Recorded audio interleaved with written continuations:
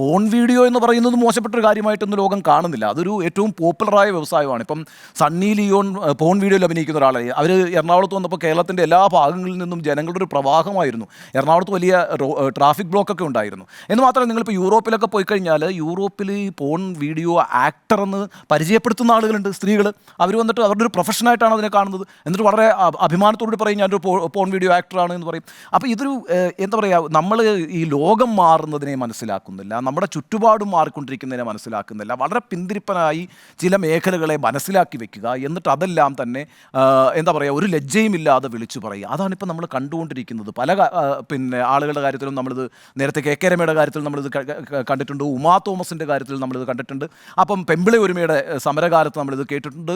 അതേപോലെ ഇടുക്കിയിലൊരു college അധ്യാപകയെക്കുറിച്ച് M M മണി പറഞ്ഞ പരാമർശം വലിയ വിവാദമായിട്ടുണ്ട്. ഇങ്ങനെ ഒട്ടേറെ സംഭവങ്ങൾ നമുക്ക് പറയാൻ കഴിയും.